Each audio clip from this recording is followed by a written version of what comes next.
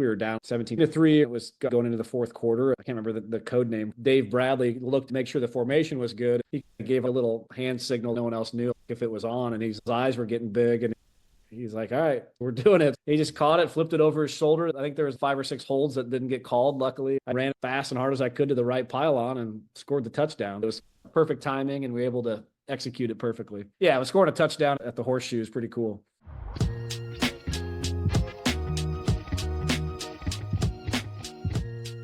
Welcome to the Gallery and Hurley Unfiltered podcast, Iowa Football Rewind.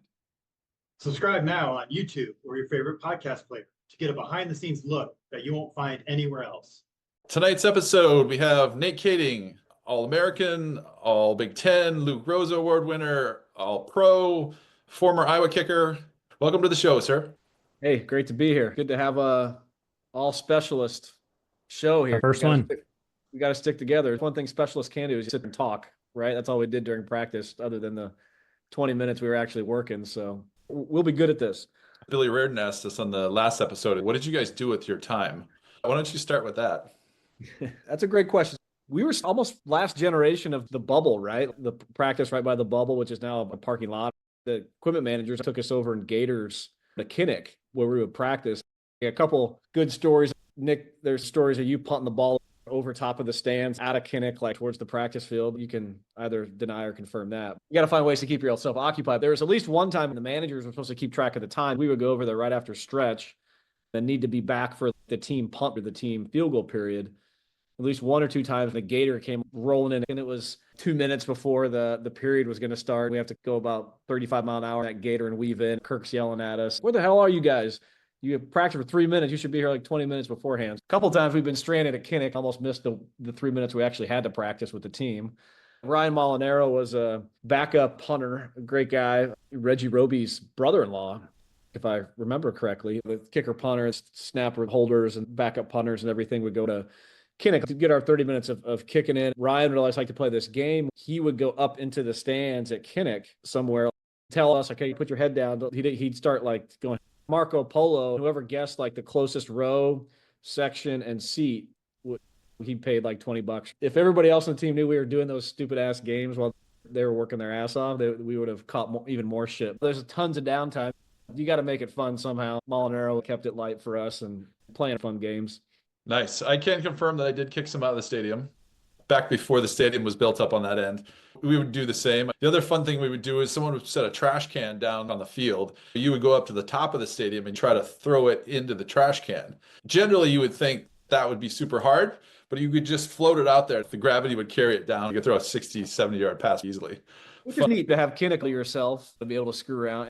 It's not all screwing around. It's valuable practice time. I thought it was always great as an asset to have the practice fields that close to your stadium so you can get your work in where it's actually going to matter, right? Like during the game on Saturday, be able to practice in that exact spot. Were you going every day? I'm trying to think back at our practice routine. It wasn't Thursday. It would have been probably Tuesday and Wednesday, like our big practice days. Thursday is a little bit more condensed. Under Kirk's schedule, we'd always do all the different phases of special teams, so there was less time for us to sneak over. I did not have a good relationship with the field guy who took care of the grass. He didn't like me there. I tried to sneak over to get more work in. You want to get that atmosphere and the visuals down, and he's like, "Get off the lawn. I'm trying to grow that part." You're like, I want to make us win. Yeah, so we can win some games, buddy. Come on. I know. I understand. This is a battle. We would battle quite a bit. I don't think he was a big fan of mine. We were all grass guys. I'm trying to think what year they went to turf, maybe 05, 06, somewhere around there. I think is when they made that transition. Around that same time, they moved the tunnel from where it used to be us old timers coming out of the northeast side where the water tower's at. Now they're coming out of that fancy new tunnel on the south side. So you had the old Kinnick locker rooms? We were there. I never had the fancy ones, but that was fun. You go up the stairs in that tight hallway. I'd be curious to see what that is now. I'm sure it's still there in some way, shape, or form. Someone said they have offices there. I'll do that. Yeah, I repurposed it. Maybe they put the drunks there if they get arrested. Could be.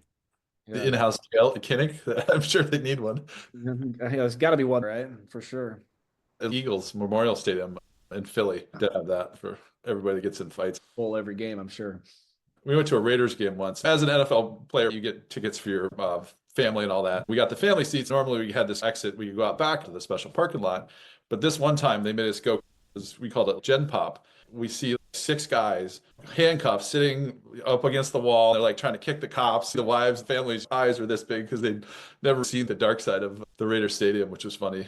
We probably played there 7, 8 times. With the Chargers, played there every year I was there. The old school Oakland Coliseum, really small. It was like 3 guys to a locker room. We were in like an old visiting baseball locker room with 2 shitter stalls in the bathroom. You get secondhand high being on the sideline. People smoking quite a bit of weed and blowing it your way. It was a unique experience in Oakland. It's done. They're tearing it down, selling it off for development land, I think. They're all getting moved out of there one by one, vacated. A few times I'd see someone's grandma have a Rams jersey on and they'd be screaming at some 85-year-old lady that they're going to kill her. It was a special experience for sure. Love it. Why don't you take us back to high school and West High? I know you played on a lot of championship teams and had success in sports as you were younger. Yeah, I grew up in Iowa City, a local kid on the mean streets of Coralville, Iowa. Probably like a lot of kids like you guys in Iowa, just growing up, just played pretty much every sport I could. Was a soccer, basketball, ragball, t-ball, whatever was in season. I really enjoyed being out. It was pre-cell phones, so you made your own fun, run up and down the neighborhood, pick up games, those sort of things. Soccer and hoops, really my main 2 sports as a kid. Pre-high school, joining club teams and traveling around, and got to high school and was really skinny and really not super fast, but always just athletic, had a little bit of a knack for scoring in soccer and basketball. Hey, I'll go out for football. And I played junior high B team when they broke it up by weight. I was probably over 80 pounds in 7th grade. You could be on the A team, and under you were on the B team. I couldn't have been much more than 80, 90 pounds. But I did B team. Right, baby. That's right. But it allowed me the privilege of starting at inside linebacker and tailback. That was a once and only time thing, was at 7th grade for the Northwest Vikings. Got to high school, a lucky time. Anytime you have success in sports or business, it's a combination of skill and circumstance. And I was fortunate for people listening that know kind of Iowa City high school sports. Iowa City West High had been really bad at football for a long time. At some point, and Brian, this being an Iowa City Little Hawk, they played over at Bates Field where this Iowa City Little Hawks were at. And I think at one time they had one of the longest losing streaks in the country for high school football back in the 80s and early 90s. Sounds right. Got really lucky, and they were able to recruit a great young coach from Benton High School, Reese Morgan, in 1994. And I would have been 7th grade at that time. I graduated high school in 2000. One of the first things, hey, we're going to build Trojan Field, pay for the lights. Did this big campaign in 94 when he came in and got the field built. Within his first year or 2, they ended up turning the program around, won a state title in 1995. Ryan Hansen was quarterback. Christoph Trapp was on that team. He was an old Hawkeye. I'm probably missing a couple West High folks that went on and played Iowa football. As you were a kid at that point in time, growing up through the Iowa City West High culture, like that's what you did then.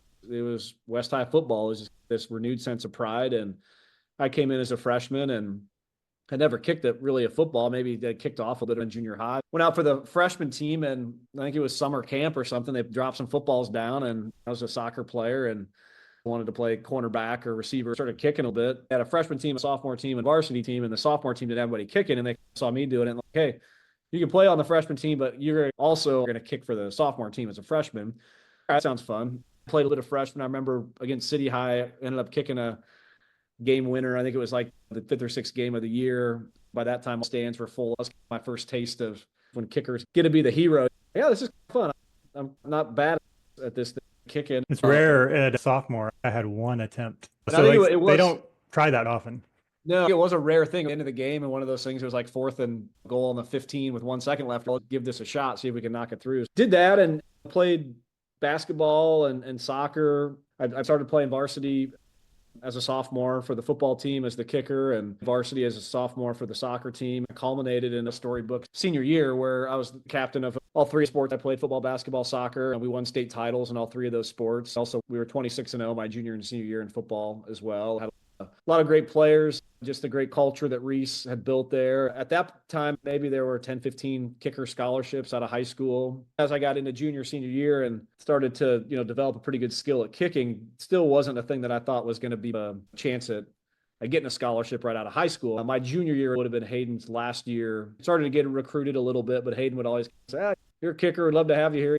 Don't expect a scholarship. Put your head down, work at it, get better. Ended up luckily getting an offer. Dan McCarney, he's got a bunch of Iowa City ties from when he coached football at Iowa, but he also high school here in Iowa City as well. He heard about me as the kicker at West High and ended up taking a visit over there to Iowa State. And they actually ended up offering me a full ride scholarship as well as Kansas Jayhawks. And I think whatever the reason was, it put pressure on Kirk. That would have been his first actual recruiting class, put pressure to not lose an in-state local hometown kid, even though he is a kicker, to Iowa State that early on. So they had a loose scholarship hanging around and ended up committing to the Hawks late November, early December.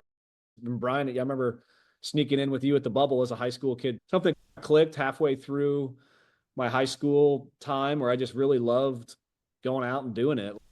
I'd always be the kid that would go shoot free throws for 2 hours, keep track of how many I made out of 100, shoot threes, take the soccer ball out, kick it around, snag footballs from the equipment room and kick 50 balls, keep track of how many you make and work on it. I never dreamed of playing football at Iowa or being a kicker in college. As my high school career kind of progressed, it just snuck up as a reality that I might be able to do. And then the senior year went really well and I had these scholarships fall in my lap. That's how we got to Kinnick and got to be a Hawkeye. Obviously, it was a blessing to be able to stay in town. And again, super fortunate around the timing. My freshman year would have been Kirk's second year. Missed that one kind of transition year where Kirk had, I think they win one game, 2 games or something like that. Yeah. Game, yeah. So I guess luckily this that one, our freshman year wasn't too much better, but we ended up winning big football games near the end at Iowa. Super lucky to be involved with kind of the beginning of when Kirk's whole tenure really started to take off. Right place, right time is definitely a good theme for me. Did you get any other offers? Yeah, I got offered by Iowa State and Kansas. That was it? Yeah, yep. That surprised me. I thought you had your pick of places. I remember you were at a kicking camp at Iowa. Hendrickson was still there. This was the under Fry. Another kid ended up going to Western Illinois. Justin Langdon, maybe? You guys are battling it and both doing really well. They had some kind of competition and you end up beating him out on some long distance kicker. I was like, I think he just wrapped up his scholarship offer. But I thought that was like in the bag. Of course they're going to sign you. I'm surprised to hear that it wasn't necessarily like a done deal. I think I even told Hendrickson, you got to sign him. I've been watching him. He's incredible. If I would have mustered I don't want to say the strength, but if walked that Cyclone path or not, if they were the only program that offered, I'd hate to think how life would have been obviously a lot different for me, but it took them a few weeks after the Iowa State one came in and some of the other ones to pull the trigger. I think reluctantly at the time to have to use one up on it. I think they were hoping I would be a preferred walk-on with the loyalty. They knew that's where I would go if there were another option. I don't know what I would have picked if they hadn't offered in Iowa State or Kansas were the only offers. Where was Reese? Did he come to the program later?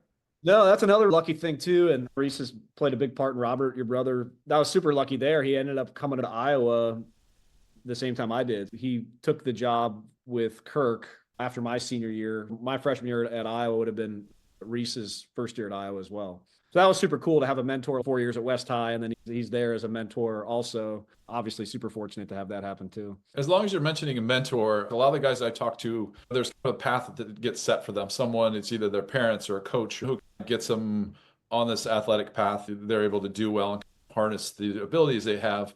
I'm curious, like for you, was that your parents, or you have a specific coach, or all of the above? Or speak to that a bit if you would. Yeah, and I'm in the midst of it right now. We have 4 kids heavily involved with sport, from a sophomore in high school to a 3rd grader. It's a entirely different world in terms of youth sports. That whole thing has been flipped on its head a bazillion different ways. I always think back to how my parents handled it, and they were super supportive. They weren't hovering over a coach or me or screaming or yelling or pushing or trying to manipulate things or trying to go overboard and do too much. Like, you got to go to all these camps. I think they were always there to give you a ride and supportive, help you along the way. So certainly parents are an integral part of it, just introducing you to sports, making sure you're enjoying it and being a good teammate. Very good upbringing. They always prioritize teaching you the importance of hard work and being a good person, which transition over to sports, as we all know, pretty well. It also really clicked for me when we got to West High, that program where Reese was a huge mentor to me. Dan Dvorak, who is his right hand, the defensive coordinator at West High, also a really huge mentor. This whole culture, if you're lifting twice a day, running, cut out of that cloth of the quintessential Midwestern football coach, like your Ed Thomas kind of people, where it's believe, do your best. The quotes and mottos that are on the back of the t-shirts, if you could close your eyes and think of a classic high school football experience where everybody's eating out of the hand of the head coach in a good way, you're believing with all your heart of what's going on. You're willing to pour all the time and energy into it. That was the program Reese built, and just super lucky. My time intersected with the 6-7 years he was there. I got to spend 4 of those years and was super influential. And I always try to take that approach. I never wanted to be the quirky kicker. You guys were a lot of the same way. Like, I always try to take that approach as a kicker. Like, I try to take an athletic approach to it. The same things that make a left tackle good, or a lot of those things are going to make a kicker good. That's toughness and dealing with adversity. You can apply to a kicker in pretty much the same ways. It may not be physical toughness, but mental toughness. Then once you get to Iowa, as you guys know, a lot of like your older teammates, Jason Baker can be an asshole, but he was always good to me. He took me under his wing a little bit and showed me the ropes. He was the punter when I was a true freshman and the holder. He's always great. A mentor to me, not only coming into college, but through my college career. Once I got into the NFL, he was always good to chat through about that whole process of that transition. A lot of good fellow players, and just all your current teammates are always good mentors and people that are there for you too. So that time that West kind of gained prominence in sports, is that when the rivalry between City and West? It was not much of a rivalry for a long time because City would beat the brakes off West, but it picked up steam in the early 90s, mid 90s. I don't remember the exact time frame. They were competitive at times, but usually win a couple of games, and then they did go on a pretty bad losing streak. Yeah, West won in Reese's period. We won 95, and then we won in 98, 99. Ryan Hansen, Vong Psychosi, Christoph Trapp, whole group 95. City won 94 and 96. During that time, one of the two schools won for 5 or 6 years straight. So that was pretty crazy. The 90s in general, that were really strong. Yeah. That decade, early 90s to early 2000s, Iowa City was rocking and rolling for high school. It was. Now Central Iowa was winning everything under the sun at this point. Those were the glory days, baby. Glory days. When you say you went to state and all three, that extended each of those seasons by probably at least by a month. It would be that good to have those extended seasons before that, start late to practice. On top of going through 3 different sports, that hill to climb is impressive. Nothing pissed Bergie off, our basketball coach at West High, who's been there for 30 plus years, us going all the way deep into state. We have a lot of multi-sport athletes there as well, so you couldn't get 3 or 4 of your starters until less than a week before your first game. Of course, it takes a while to get into basketball shape. Yeah, that was a point of consternation. And of course, soccer, my senior year, the state title game was a week or 2 either before or after graduation. That was going into early mid-May.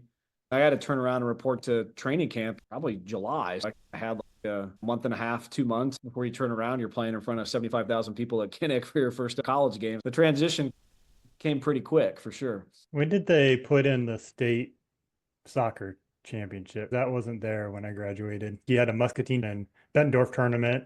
There was no official like state champion. You had it all 4 years. I don't remember that. I think maybe the second or third year they did it. We ended up winning it. I remember now. The Des Moines schools played in the fall, and the Eastern Iowa school in the spring. They never had the same seasons. Here.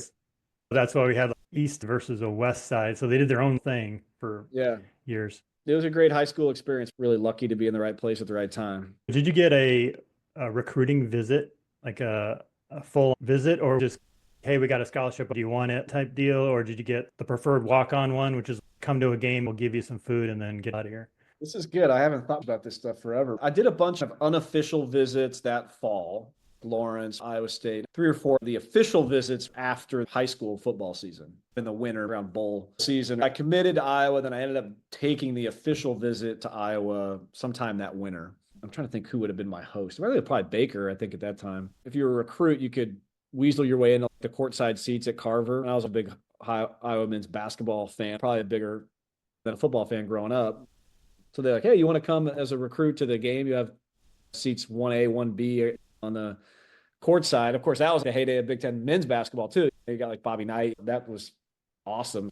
I went to a dozen of those games and took advantage of those tickets on the court side for sure. But you had already committed and then you did an official visit. Did you get taken out like downtown? We went downtown. Now, as a Iowa City high school kid growing up, it wasn't my first time. We knew where the back door was at the Union or sports column, or knock twice, and your buddy who graduated the year or two before can let you in. We are talking like legit pre-cell phony era. Maybe had the flip phone situation. The other tricky thing with that as a high school kid trying to go to the bars is you could smoke inside, especially in winter. You'd have to burn your clothes or your parents would know where you were at. So there was no hiding it. We made our way to the bar for the official visit, went to Eye River Power or something for a steak. Can't remember what else we did, a basketball game or something. Because I was familiar with the program by that point. It's just a box check. Like, this will be fun. Like, come wine and dine you a little bit and take advantage of it. Hurley, I think, went on the discount tours. That's why he's asking. Hungry, you got to go to Hobo and Right.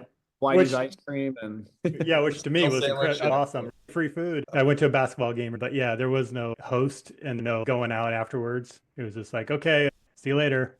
Yeah. Let us know what you decide if you're going to walk on or not. But I do remember, Brian, you were great. I remember you getting me into the bubble a few times in the winter, probably between my junior and senior year in high school. I remember us getting inside and kicking a little bit. I think I was still working out quite a bit and still had some connections to get in. So Yeah. I thought it was good. Probably a Help out recruiting the violation future kickers. of some sort. But Yeah. it's all good. They were so strict back then. You can't take a kid to the airport to go home for a funeral. You can't have a free sandwich. That's wild. Now there's probably no rules about anything. It's crazy. Feels like it. So coming into Iowa, did you think you would play right away? Or you thought you'd have to work into the lineup? Or how were you thinking about that? Yeah, it was hard to describe that. Played in the Iowa High School State Championship the middle of May for soccer and did graduation. And it was enjoy a little bit of summer, but there wasn't much. And then it was right into camp. It wasn't anything where Kirk's, hey, we got to get you ready because you're going to be the guy come fall. Greg McLaughlin, a good buddy of mine, was a fifth year walk-on kicker. Then myself were the two guys in camp. Jason Baker was the punter, really established senior guy. Greg and I were kicking, and after a week or two, they're like, all right, you're the guy. If Kirk's tenure wasn't like super early on, they probably wouldn't have thrown an 18-year-old true freshman in there. They may have gone with a more veteran guy. So I think I came in very much at this developmental time for Iowa football and the program. It provided Kirk and the staff to give me a little bit of a longer leash, knowing that, hey, we know we're going to have some ups and downs, but he might be the guy for the next 4 years. Give him this chance, get through a freshman year and learn from it. I got in there and ended up getting the job. Your head's spinning, not only being in college for the first time, but getting thrown out there, being a multi-sport athlete. Now all I focus on is kicking. We didn't kick many extra points because we weren't scoring much. But I remember the middle part of the season, we really hit a slump and I had a bad game against Ohio State at home, missed 2 or 3 field goals. Wasn't feeling in a rhythm. I feel like it was going really fast when you get out there. During the game, you're just sitting there on your hands the whole time, not doing anything. Because it came from high school where our team was scoring 30, 40, 50 points. So I was kicking all the time and I was the punter. Now you go a whole hour and a half in a game and don't even get on the field. How do you handle the course of a college football game without kicking much? It was a learning curve, even though I think this is the nuances of the position, which people, I don't think, can fully appreciate unless you've done it. It's just learning and didn't do great. I think my freshman year, I was probably 65, 70% on field goals, but I started to click, stuck with it. Coach stuck with me, had a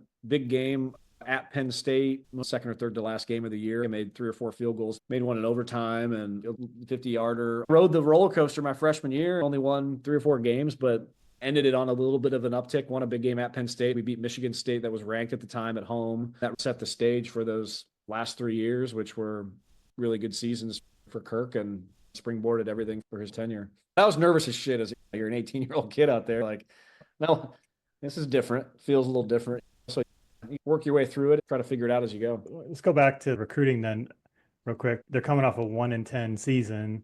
That didn't bother you or be a concern? You felt comfortable with Ferentz and the direction he was taking the program, the history of Iowa? You felt like he was going to be back on track, or you just said, I'm going to be part of this rebuilding effort. I see that I can contribute and be part of this momentum.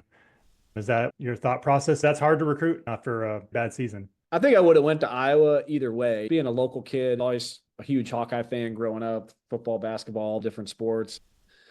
I really liked Kirk. Coach Doyle, my high school coach, was going to go coach there, being close to home. That versus on Iowa State or Kansas was an easy thing. It's hard to think about that now with all the success Kirk has had. It feels like a foregone conclusion, but it could have went an entirely different way. You could have been stuck on a crappy team for 4 years. I always tell people there's a lot of similarities between Reese's approach at high school and Kirk's. It's an emphasis on development, doing things the right way, You're not a 5-star kid. You're a 3-star kid. You got to work your way up into that next level of everything. A lot of similarities between high school, the same way they view things at Iowa, and really liked Coach Doyle's approach. We talked a lot being recruited about how he'd work with the kicker. And I think I came into Iowa maybe at 165, maybe 170. Just talked about how to put on muscle and get stronger, kick the ball further, all of the above. So I think that played a part too, the ability to come in and develop. It had to be interesting being a hometown kid, right? Where you knew everyone, went to the game, and you go to the grocery store that day and everybody,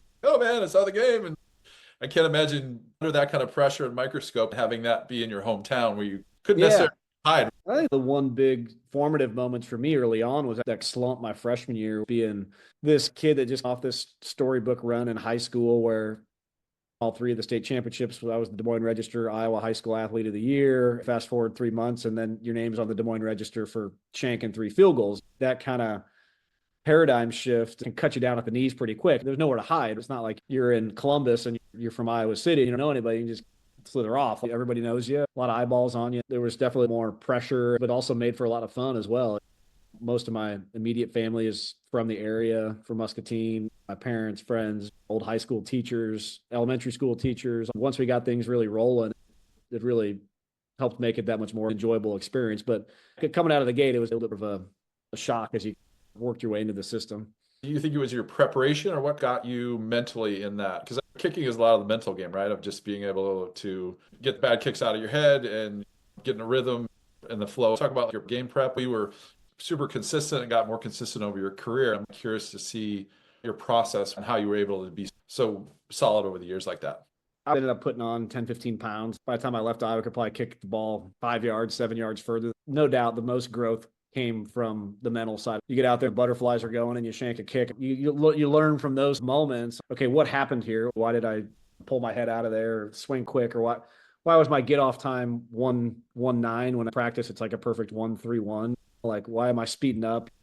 Anybody that plays golf, you get over a putt when you got $100 or a couple beers on the line. It just feels different from a high school kick to now it's Saturday and there's 70,000 on national TV. It does different things to the body and mind. You first have to feel it, and you got to say, okay, what do I need to do to mentally be in the right headspace when I run out on that field? That journey really starts when you feel new, foreign, negative feelings or thoughts going through your head. You just dive in. And I was a learner and a reader. I had a couple books recommended to me. I started studying the aspects of breathing and calming your mind down through your breath.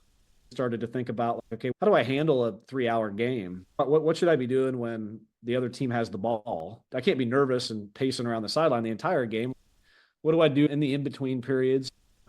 When should I start my pre-kick routine? Doesn't start 5 seconds before you kick the ball. The pre-kick routine should start maybe when our offense gets past midfield, then we're going into the net. We're thinking about the process and routine that leads up to each kick. And if you go back in time, what are you going to do the morning of the game? What are you going to eat? What are you going to think about? What are you going to do the night before? What are you going to do on Thursday, Wednesday, Tuesday, Monday leading up to the game? I think the beautiful thing about football is that until you get to the NFL, maybe you're playing a Thursday or Monday night when that routine kind of gets thrown off a little bit. College football, for the most part, you're on Saturdays and you get a routine. In those 6 days leading up to game day, put yourself in the best position physically, mentally to go be successful. So that's what it starts to mean to be a more advanced kicker, or even an athlete for that matter, is all of that other stuff to put yourself in the right headspace. When you show up in the locker room on game day, you're in the right spot. It's really just studying it, having the humility to know that, hey, maybe there's some things racing through your head that aren't right. We got to figure out ways to calm the mind down a little bit, diving into that and treating it just like you would in the weight room or practicing your kicking, trying to figure out ways to refine the mental side of the game as you go and calm yourself down. A huge shout out to Nate Kaeding and the incredible team at Hamburg Inn No. 2 for revitalizing a true Iowa City icon. This historic spot is back, serving up the comfort food and legendary pies and shakes we all know and love. Whether you're a local or just visiting, make sure to stop by and experience the magic yourself. Check out their story and menu at hamburginnno2.com. Did you get super analytical as well? Were you charting kicks where they went through? How granular would you get? Very analytical in the off season during practice. I was a big journal guy, would track kicks. I was a big goal setting guy. In the off season, I would break every off season into phases. The first phase in winter, heavy focus on strength training, lifting, running, explosiveness, and plyos. We're going to get stronger, faster, more explosive, and transition into my first phase of the off season for kicking, which was just more on the technical side, working on foot to ball contact, cleaning up a few things from the previous year, and then getting into the late spring practice, summer, where you're being more competitive and you're charting. I've ended up creating a dozen or so different fun competitive drills you can compete with yourself, chart and track them. And hey, I'm going to kick 40 on a heavy day. This day is going to be a medium day, which is 25. Doing a bunch of little fun drills to replicate what it's like to kick in a game. When I coach young kickers, which I enjoy doing, kicking is you're never in rhythm, right? You're never going to kick 10 kicks within 5 minutes of each other, or drop a ball down and kick another ball. Now, there's a time and place for that to learn the technique, groove it, and learn the skill. But once you get into the collegiate level, you have to find ways to take yourself out of a rhythm and create variance within your practice routine. I'm going to kick 40 balls today, and I could probably do that in 20 minutes. I'm going to take an hour, set a cone off to the sideline. Every time I kick a ball, I'm going to go walk around that cone and come back. Little things to break up the rhythm of a practice and create spontaneity. I have this drill where I make 40 index cards. If I was going to kick 40 kicks that day, I would write down a random hash and distance on it to be like 42-yard right hash, 29-yard left hash, that sort of thing. I would just literally write them down and put them in a bucket, pick one out, grab a ball, kick that field goal, go back, pick another one, kick again. Just trying to find fun, creative ways to train in the off season. I was very much purposeful in my preparation, but was I a technical or analytical kicker? Probably not. I wasn't one that was really going to break down the tape and my hand was here, my shoulder posture was there, my plant foot was 1 inch too much to the left or right. I never really got into technical review of a kick during a game or a practice. Hey, if I missed it, I probably pushed it to the right, or if I hooked it, my foot came across. And you know the troubleshooting when you do it. I felt like the more I got from a technique standpoint, it just gets in your head a little bit. So I think if you ask golfers, they're probably the same way. You're at one end of the spectrum or the other. I'm a field kind of rhythm guy when I'm out there, and the other guys were super technical. I was less of an analytical guy. Can try to apply more of that to my preparation and work to get better. My question was more on the charting side. I don't know if I did enough that I would break it up, say, okay, I'm sitting around for 20 minutes and now go kick. I'm getting a great rhythm at practice. Everybody was like, oh my God, you kill it in practice, but it doesn't fit the game structure. You kick 15 in a row, and it would have been helpful to say, you guys are over there hanging out, the whistle blows, and boom, you coming on. You got to kick. You're not warm. That's the flow of the game, right? You just turn it on and boom, it's there. Someone scores a quick touchdown. You got to kick the extra point, or you got to kick a last second field goal. That was my question. See how you did that process. Yeah, we chart. There's other nuanced ways to chart. Obviously, for kicking, the big thing each year is like your field goal percentage. And you guys know it can be very deceptive. Somebody could kick 15 field goals under 30 yards and one 50-plus yarder, and some guy could have 10 50-plus yarders and one kick under 30.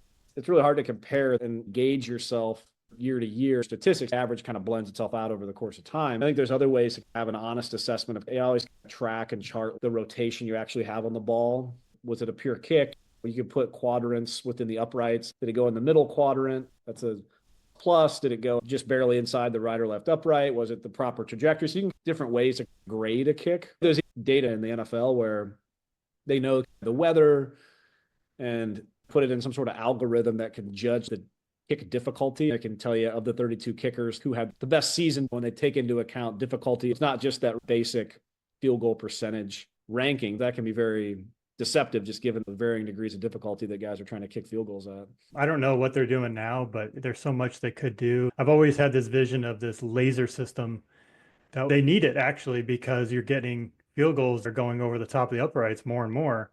They can't tell if it's good or not. It would be cool if you had this kind of grid thing that it could tell you, yeah, that was 2.5 feet to the right of middle. You could track that data and then factor in whether things like altitude.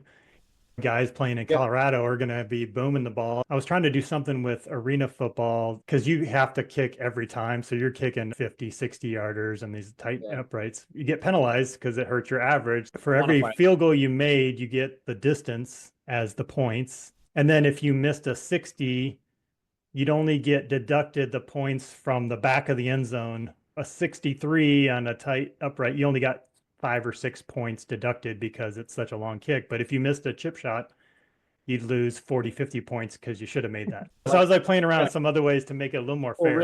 I wonder when they get to that point in the NFL, tightening the uprights. Point system would be interesting, like you said, quadrants. and 4 points down the middle, plus or minus 3 feet. Inside the current uprights is 3 points, maybe a point if you barely miss.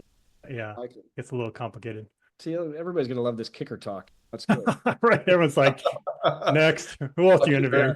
They're like nerds. Okay, fast forward. Yeah. That's hilarious. Tell me about the strength and conditioning. That was one of your guys' edges at first when Kirk started. Did you do the same lifting as everyone else, or was it specific to the kicking portion? Did the same minus probably 4 or 5 plates for squats on each side. I was skinny and I appreciated lifting and I loved doing it. I worked my tail off in the weight room in high school and did the same in college and in the NFL. Doyle always had a plan, which I totally agree with. And I tell all the young kickers that I work with too, do all the core lifts and the program that your high school coach is putting out, then layer on things specific to kicking. And Doyle was great about that, whether that's injury prevention, you're kicking across your body, you're doing some extra work there. Plyo work is huge for kicking. We would always do extra, whether it was box jumps, or jumping rope, or ladder drill, or core work, flexibility. We would do the basic stuff that the rest of the guys did, the squats, hang cleans, bench, 1/3 of the weight, but still all that, then a little extra specific to kicking when it made sense. I was, blessed to have that. I think a fair amount of football programs would leave the kicker off to the side. Doyle and that whole staff challenged us and worked with us as much as every other position player. I attribute a lot of my growth and success in college to Coach Doyle and the program. Do you do any exercises to balance your body with left-footed kicking? That's a common injury, is you're kicking with one leg motion over and over repetitively. And I think with the soccer background, we could kick left-footed if we needed to. And I would do that a little bit, but it wasn't a big focus. I just knew I needed to do that every once in a while. I don't know if that was part of your regular routine. Yeah, I got better at that when I got to the NFL. I did a lot more of that. Probably not as much as I should have at Iowa. Driving one foot into the ground and swinging a leg around is not a natural movement, but you need time realigning, readjusting the body after that unilateral movement. I got more into hip rotation, make sure that left hip is getting unlocked and treated the same way, getting jammed to the ground so much. I'm sure these guys now are just super in the weeds on strength training for kicking specific stuff. I think we were scratching the surface 10, 12 years ago when I retired with the science behind it now. I'm sure they're really diving in.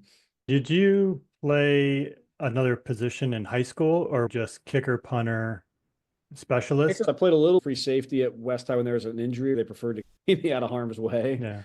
We were so deep at football, I probably couldn't have cracked the lineup anyway. Nick played all the positions and punted. He's coming to Iowa. What do I do now during the game? But we're used to that, at least. Like you have these long delays in between, but you just weren't scoring as much. So your delays are even longer than normal.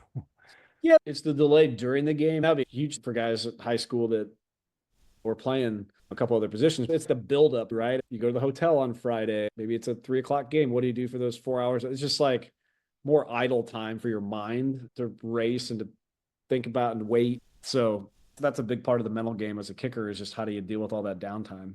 It's a cerebral thing for other guys, right? They're putting in game plans, learning plays. But for us, watching a movie, trying to read a book, anything to take your mind off it. I think towards the end of bouncing around camps, I bought a Game Boy. I'd go to camp, I'd go to practice, and I'd play this Game Boy for like 10 hours because my mind would literally just keep replaying this bad mental frame that you just was hard to get out of, right? It's hard to sleep at night. You need some release to get your mind off that, like grinding on how you perform that day. Absolutely. Anything else about Iowa? Any good stories? Any memories that stick in your mind? When I look back, the cool thing, it was always on this trajectory, right? 2002 is certainly the pinnacle, undefeated in the Big Ten. That was the year we lost to Iowa State at home to start early in the season. Then we ended up losing to the Orange Bowl to USC, but top 5 in the nation. And that year was the storybook year. Brad was the Heisman Trophy candidate. Guys like Robert Gallery and myself, a lot of first-team All-Americans, won individual awards. I was just blessed to have came in at a time when the program had transitioned from Hayden to Kirk, played a small part in just helping get the program back on good footing. I think up to a couple of those like really premier seasons. Makes you feel good seeing Kirk and the run he's had. They had to start somewhere with some group of guys. We were part of that foundation they started 20 plus years ago. As I look back on the Iowa career, the most fun part of it was coming in and building it back up. I was watching the highlights from the Alamo Bowl. Did you know the guy that tried to tackle you at the end of it? That's my cousin. Did your cousin? I wondered because I saw The Alamo Bowl was my sophomore I see this year. kind of yellow shirt. I was like, holy cows, what's going on? Kirk's third season, first bowl game in 3-4 years. Kirk's first bowl game as a head coach. It was a big deal for us. I get this 12-team playoff. Every other bowl seems like a letdown. For us, it was a big deal. Our Super Bowl, we're going to San Antonio playing this bowl game, tie ball game, kick a field goal with 30 seconds left. Bob Sanders catches a Hail Mary pass from Cliff Kingsbury, of all people. Mike Leach was the coach at Texas Tech, so there's some other fun names involved with that game. And then my cousin comes in from the stands and chucks me across the field as we're running off the field. That was tons of fun. Norm Parker, we're all smoking cigars at Dirty Nelly's. The piano guys playing the Hawkeye Fight song. We were living it up like we won the Super Bowl, so it gave us a lot of momentum going into that big 2002 season. I always joke we should have bought a condo in San Antonio because of the number of times we were there through my career and my brother's career. Great location for a bowl game. We had tons of fun. If you're a fan, you just stay on the Riverwalk. The Alamo Dome wasn't that far away, and it's cool city, some history right there, good food, great spot for a bowl. It made for a really early, foggy bus ride to the airport the next morning after that game, but it was worth it. Do you have any on-field memories of Iowa that really stand out? There's certainly your kicks, the Alamo Bowl winner and other long ones. As I transitioned my senior year, Brian mentioned the one characteristic you want as a kicker is consistency. My senior year, putting together 2 good years without missing hardly at all. Being in that top tier of college kickers was just that grind of one kick at a time. As a kicker, you go see your parents after the game and you're only happy if you were perfect. That's your day. So it's managing through the course of an 11, 12 game season and just stacking those together. That's probably the best on-field memory for me, having those couple years where it's just a high level of consistency, working through a season in a way where you just don't have many mistakes. And of course, some huge wins, memories with your teammates, and the home game against Purdue when the Brad Banks rollout to Dallas Clark, and going up to Michigan, the beating Joe Paterno at Penn State twice was awesome. Going to Michigan, winning that big game in 2002, the carrying the goalposts out of the old Metrodome after winning the Big Ten championship. Those are the memories on field, but then in the locker room, right? Nothing better than celebrating a big win with all your buddies and people you care a lot about after the game, bus rides home. Those are the good memories. So I'm the odd person out in this conversation. Each of you has scored a touchdown. I have not. Tell us about your touchdown run. Yeah. First, you run for your life. If you're a kicker and the ball is in your hands, it doesn't feel right by any stretch of the imagination. But we were at Ohio State my senior year. We had this fake field goal in, I think probably back to junior year. You needed to be on the left hash because it was one where the holder got it. I went around and he flipped it over his shoulder. You take it, run to the right pylon. We were down maybe 17-3. It was going into the fourth quarter. I can't remember the code name. Dave Bradley looked to make sure the formation was good. He gave a hand signal no one else knew. He could tell his eyes were getting big, and he's like, all right, we're doing it. He just caught it, flipped it over his shoulder. I think there was like 5 or 6 holds that didn't get called. Luckily, I ran fast and hard as I could to the right pylon and scored the touchdown. It was perfect timing, and we were able to execute. Scoring a touchdown at the Horseshoe is pretty cool. Now you're finished out your senior year. What was the experience to go through pro day or having scouts come? How many teams were coming? Was there a lot of interest from teams? You were like 3rd round pick. That's pretty high for a kicker. The opposite of my recruiting experience out of high school. I was back-to-back first team All-Americans and had a really good senior year. I only missed 1 field goal my senior year. Highly touted coming out of college. I was projected as anywhere from a 2nd round to 4th round. Played in the Senior Bowl. You meet with a lot of special teams coaches, did the combine. As a kicker, a little different. You're not doing the lifting and the running. You are going out and kicking like 15 kicks. They give you this card when you go to the combine. There's 2 nights and there's time slots from 6 o'clock till 10 o'clock at night. The teams all have rooms at this convention center hotel. That's where all their GM and head coach and all these people are posted up. 30-minute slots. 6 o'clock, you're going to the New York Giants room. And then at 7, you're going to the Patriots. I think I had 3 or 4 of those. The first one you go in and it's Tom Coughlin with the Giants. You get in this really small room and there's this camera. Maybe this is your first big job interview, but like a big job interview. Scary. The special teams coach, and there's a camera on you, and there's like scouts and GMs and the head coach, and they just grill you questions. Some are more formal than others.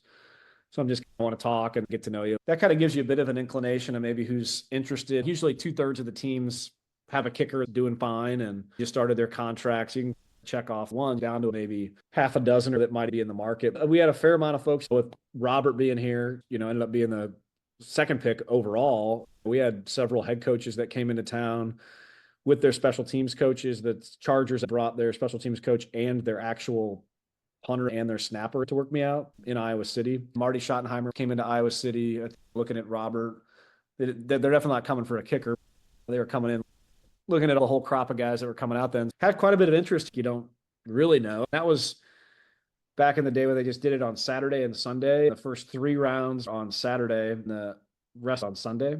It was nerve-wracking because, like I said, I was projected somewhere on the cusp of that second to fourth round as somebody who's super impatient and waiting with your flip phone for a call all day. I had some buddies over we tried to play golf, but it was super cold, waiting. And then gets down to the end of the second round. My agent finally calls. Hey, I've been talking with Kansas City. They're interested. They didn't say whether they're going to do it or not, but make sure you got your phone on. They're going to pick here in 15 minutes. They didn't pick me. I heard after the fact that it was super close, but they decided not to. They ended up going a different direction at the end of the second round. I got caught up in that whole weird, Chargers drafted Eli Manning, and then they said, we don't want to go to the Chargers. We're not going to go there. They traded out and then got an extra pick in the third round. I ended up being the second pick in the third round from that trade with the Giants for Eli Manning. It came pretty quick and was a really good result for a kicker to get taken on the first day. That was always the goal you're hoping for, is to get off the board on that first day. So as an Iowa boy who stuck around town and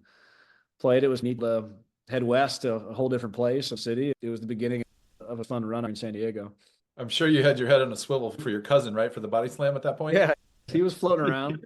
I learned that lesson the hard way. We did a little celebrating that night. You look back on it, it does feel like a whirlwind too, like coming out of high school right into, I was a true freshman to play, and then literally you're on the phone. Hey, it's Marty Schottenheimer, draft. That's great. And then he hands the phone off to somebody else. He's like, all right, what number do you want? We've got these 3 numbers. What airport do you want to fly out? It's like, boom, it's happening quick.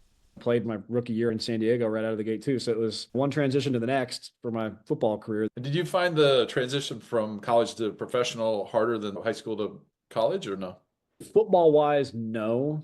I developed much more as a kicker and a football player, night and day between what I was when I left Iowa to when I got in there. Tons of development. There was maybe another 5 to 10% to grow and learn once I got into the NFL. It was just staying healthy, strong. So obviously, the biggest difference was the length of an NFL season. You got the 4 preseason games, and you've got 16 weeks, and you're adding 30% on to the duration of a season and just more chances to play, more travel. That takes adjustment, especially as a kicker, but the pressure feels the same, especially as someone that kind of has already had internalized that pressure, like came from within. I can't say I felt more or less pressure in the NFL than I did in college, but I would say personally, definitely some bigger changes, living in a different city for the first time and working now. You're not living in a dorm. You got to married, start having kids. It's a transition, and you got to learn how to be a pro. No one holding your hand, telling you how to do it either. I think that from a transition perspective was definitely more extreme than it was coming from high school to college. But you figure it out. It's just life changes.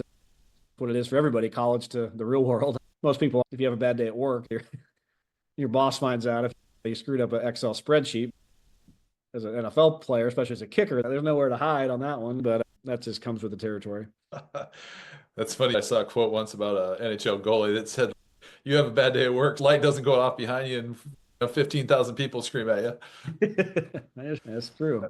I know some professional kickers would practice and then they would get released for the day and go golf in that. So would you go to full practice in San Diego? Yeah, we would. It depends on your head coach and your special teams coach. We do our lift after practice. So we would do our last period, specialist period, like a punt or field goal. We would just go in for the last half hour, 45 minutes of practice and do our lift. You could do legs and upper body instead of lifting before practice when that's not the best thing to do for your bodies. We were efficient from that standpoint.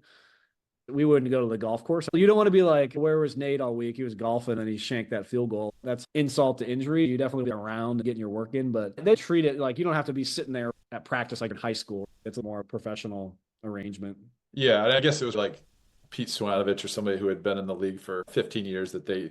Janikowski, yes. Yeah, guys are just getting their work done. Yeah, they know they've got it handled and they're not jacking around. Yeah. You catch your fair share of shit. You do 1/10 of the work compared to everybody else at least. There's just not anything to do.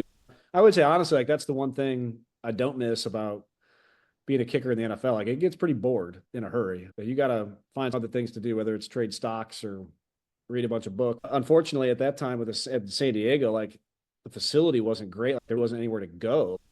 It'd be great if you had like an office. Oh, it's the kicker's office, and you can go pull up your screen, read a book, or take an online class. I would have loved that. It was like literally nowhere to go. It's your stool in front of your locker or a couch in the equipment manager's room. It's made for boring days. I'm not complaining, but when you're around there for 6 months in a row, every the guys in learning a new game plan for 3 or 4 hours, just hanging around can be boring. It's a different mindset. Talk about the NFL kicking balls. It seems they do a lot to mess with kickers, right? They're moving them back, make the goalposts smaller. They're taking them down to the ground with the tees. Speak to that if you would.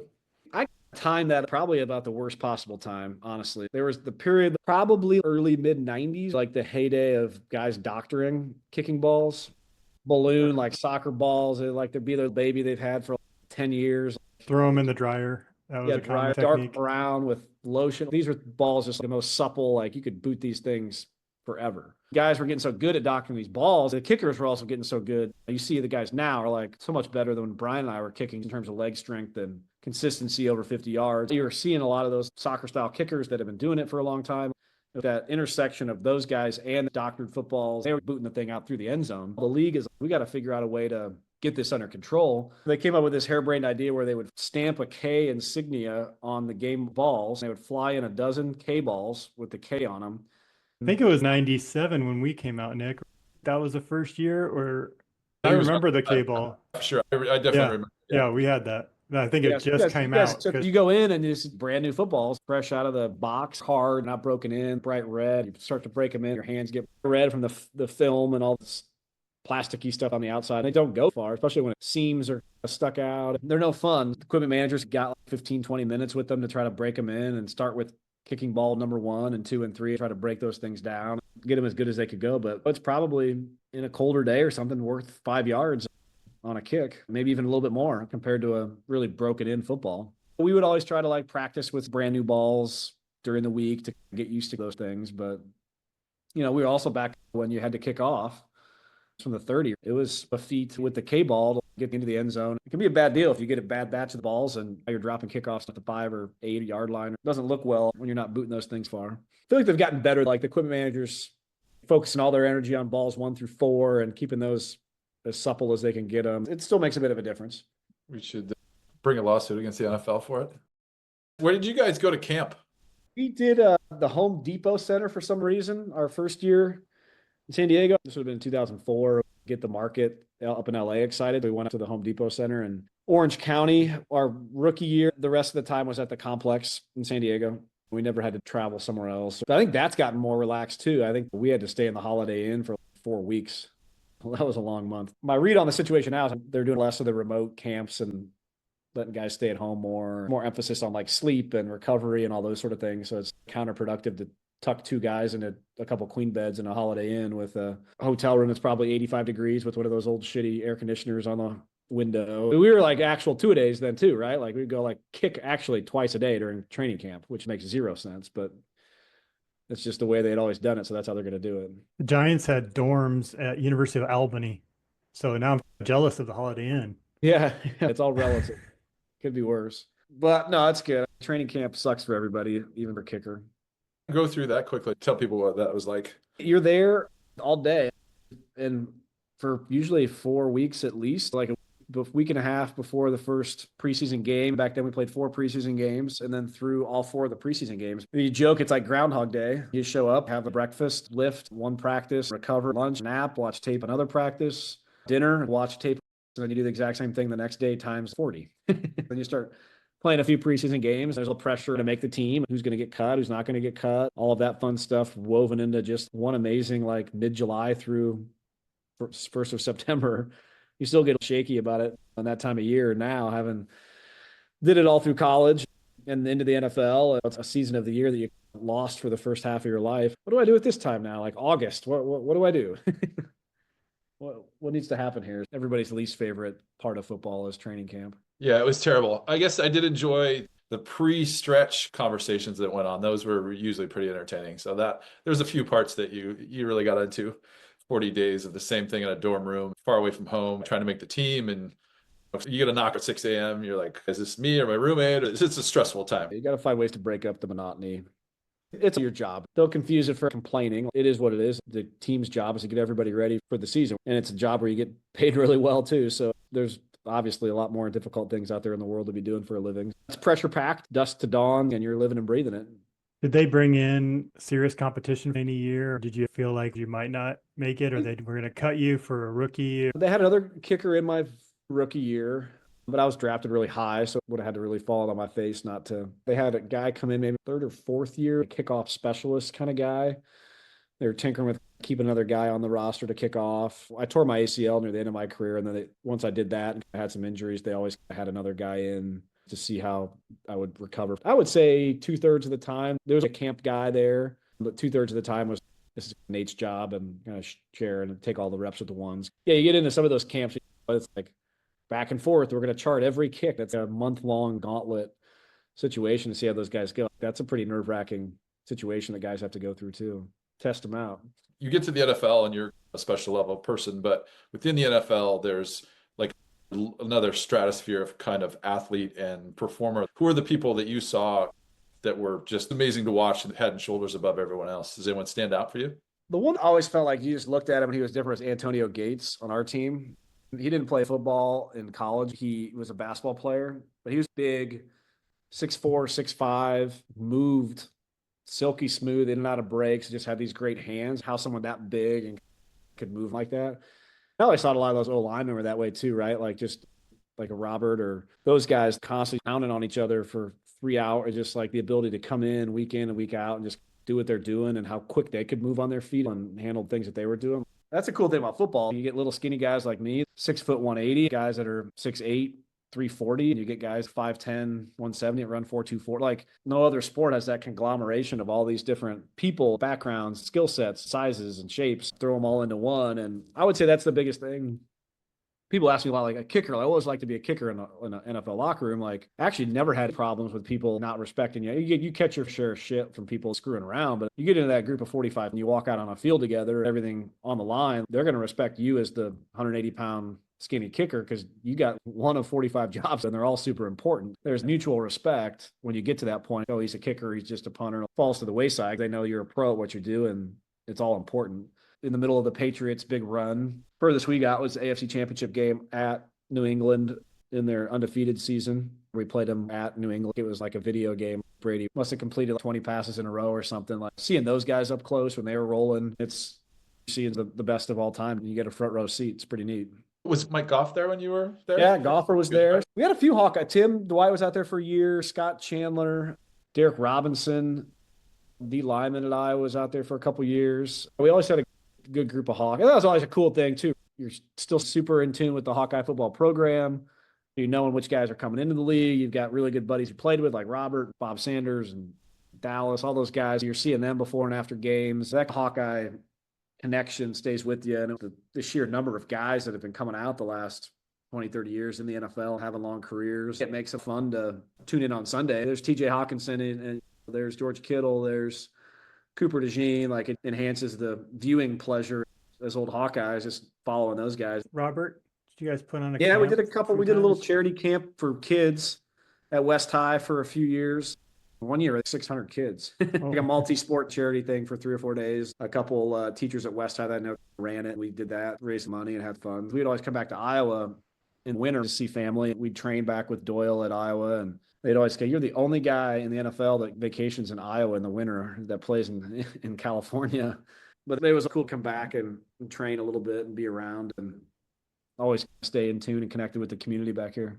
It's funny you say that about the camp. I think I still have one of your t-shirts. Robert gives me crap because I have like clothes that I keep for 25 years. I probably can still bust that out. I probably should have found that and wore that tonight. That'd have been funny. What is the shirt you have on now? It says strength. I was strength. Yeah. Where'd you get that? That's a Robert cast off. Yes. From Doyle or K4, one of those guys. I always stayed the line for the free stuff. Oh, this doesn't fit. I'm like, you want this? I'm like, sure, why not? Or his Nike contract, right? We could go to Nike Town and grab these and that. Sometimes you look and you're like, all right, this shirt's $150, even free. That's too much. Some of that stuff got crazy. But great to be around to get the cast offs. All the guys that don't need the free stuff get all the free stuff, right? You get all the gear, shoes, watches, whatever else, right? Yeah. We were sifting through some old boxes the other day. The style was different back then, though, man. It was like the big boxy gilded. I was like, oh, this would be cool. Like, find this like dead stock, cool Hawkeye thing from like the early 2000s. Man, that's not cool yet.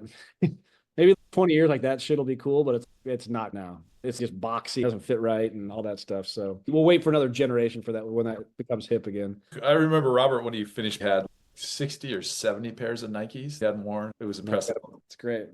Did you have a Nike contract or Reebok? A Nike contract. They didn't pay as much as a kicker, but you had Nike bucks you could spend however you wanted. It was good. Speaking of clothing, walk us through your transition back to the community, Iowa City. You got into restaurants, clothing line, all these other ventures. Can you talk to us about how that all played out? I think you're still doing some of that work. As you know, you've really re-engaged yourself back in the community. It's really cool to see, and all the ways you've helped rebuild the downtown. Started these cool kind of West Coast businesses. I imagine maybe it was inspiration to bring back to Iowa City. Talk to us about that.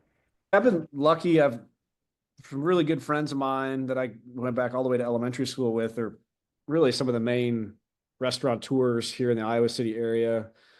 Folks probably remember Sluggers on the Corville Strip with the big baseball player. That's the Swift family. Matt Swift is a really good buddy of mine. Now the founder, CEO of Big Grove Brewery. His main venture, it's the #1 craft brewery on the state of Iowa. But when I moved back, Matt and I always talk about doing a restaurant together. He had Reds in North Liberty and a couple other places. We've really, over the last 10 plus years, built up a nice collection of restaurants in downtown Iowa City, Pullman Bar and Diner, St. Birch Tavern, and Hamburg Inn. I'm not a restaurateur, but I help out on the marketing side and help with the concept creation and other things. As an active investor, my day job is in real estate development with a company that does commercial construction and commercial real estate development, several apartment projects around not only Iowa City, but Cedar Rapids and surrounding markets. I think the thread through all of it has been trying to come back and be a catalyst for creating, developing, and moving the community forward, doing it in a way that you can make a good living at, that's sound, and partner with the right people. It has been a nice run for us here over the last kind of 10 years since I've retired. I've almost been in this new profession as long as I was a professional kicker. It's been great. It's a blessing to have this community to come back to. Your question earlier about mentors and that sort of thing. A lot of people helped me transition from football to business and all that we're doing. It's been fun. It's exciting. We've proud of the things that we built and created. That world's always about like, how do we continue to build the right teams, folks to help out and help us be successful as we keep rolling. But you'd mentioned one of the fun projects was this tailgate clothing store. Todd Snyder, who went to Iowa State, they actually have a fashion school there, believe it or not.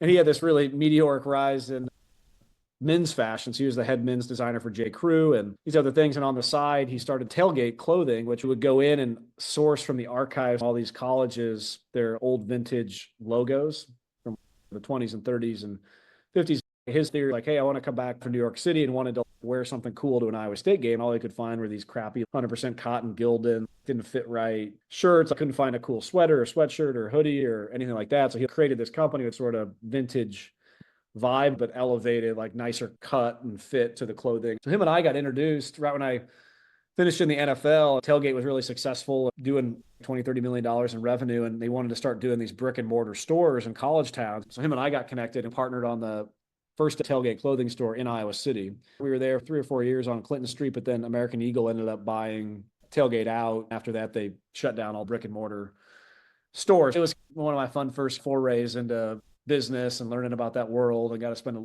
a fair amount of time with Todd creating this thing. It intersected business, the Hawkeyes, and history, and a lot of things that I'm passionate about. You still walk around Kinnick on game day and somebody's wearing an old Tailgate hooded sweatshirt. We did cool collaborations with other like kind of iconic Iowa City places. We did like a John's Grocery t-shirt and Polly Ice Pizza, that college kind of nostalgia vibes. That was a lot of fun and a fun project for us. Amazing. He's got his own men's fashion line, Todd Snyder, one of the premier men's designers out there, winning awards. So it's been a cool Iowa story. If people are looking for Christmas gifts, he's got a great website, classic Americana menswear, elevated, and he does a great job. How did you deal with some of the pressure, knowing other kickers in the NFL who had bad games. How do you deal with that when it's bigger publicity and even death threats? I've heard from other kickers. People get a hold of your phone numbers and leave messages on your phone. How do you get through that, deal with it, and get over it? It's the pressure of dealing with failures and trying to recover, either bounce back in that same game or the next season, continually to keep going forward when these things get a lot of publicity. Yeah, and I certainly had my moments. There's going to be games where you're going to be the person that could move the game the wrong way or miss a big kick. I had my fair share of those. I learned pretty quick to listen to a different radio station other than sports talk, not tune on Sports Center and those sort of things, and just tune that out. But those are difficult to deal with, not only for yourself, but for your family. You almost feel worse for your parents or your wife or somebody. They might not be able to tune it out. Time gives you perspective. As I look back on my sports career, I think those moments for me, I think have given me a kind of a perspective on life and a humility that otherwise wouldn't have had.